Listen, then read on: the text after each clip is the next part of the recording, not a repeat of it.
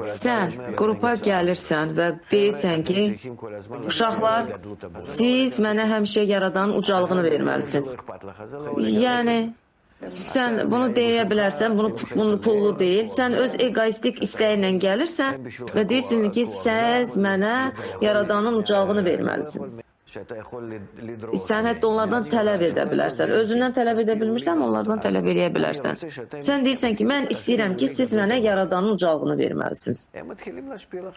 Və onlar sənə yaradanın ucalığını verməyə başlayırlar və o zaman sən, əlbəttə ki, bu vəziyyətdə sən həzz alırsan ki, sən onlarla qarşılıqlı münasibətdəsən, cəmiyyətin düşüncəsi, onların fikri sənə hansısa bir qrupa aid olduğunu göstərir və sən artıq yaradanın ucalığı dalınca qaçırsan. Amma sən o həzləri görmürsən, hiss etmirsən. Çünki sən əgər o həzləri görsəydin, sən onların dalınca qaçardın. Amma sən qrupda bu həzzi görmürsən, amma onların nümunəsindən səndə belə bir hiss yaranır ki, sən onlara tutunsan, sən o həzlərə gələcəksən.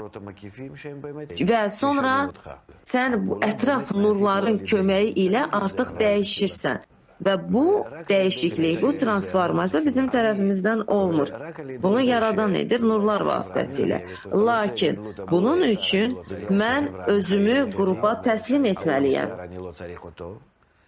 Onların mühitində olduqda mən məcbur oluram, məndə bu istək formalaşır, yaradanın ucalığını hiss etməyə. Yəni, məndə buna ehtiyac yaranır.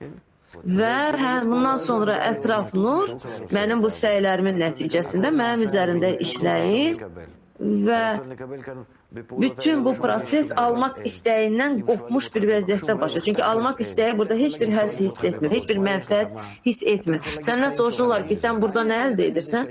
Sən də deyirsən ki, yox, sən elə bir ki, sən bütün həyatını yəqin pullaya bilərsən zibilliyə. Sənsə deyirsən ki, yox, biz burada yaradılışın məqsədini öyrənirik, ali aləmləri öyrənirik.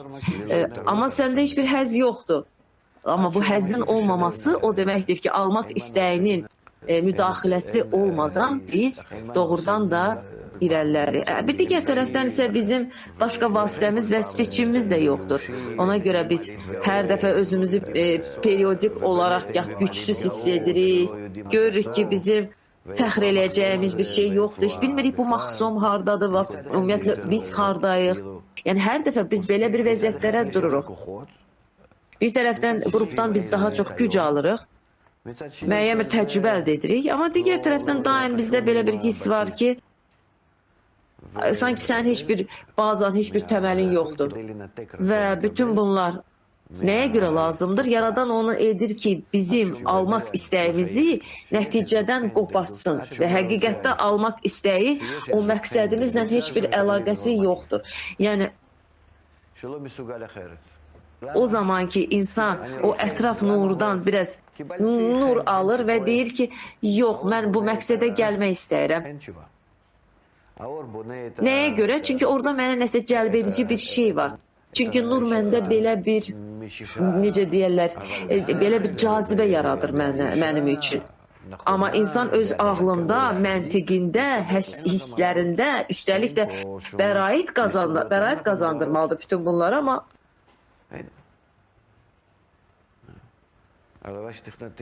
insan heç nə yoxdur, heç nə yoxdur. Heç bir şey yoxdur, bir şey.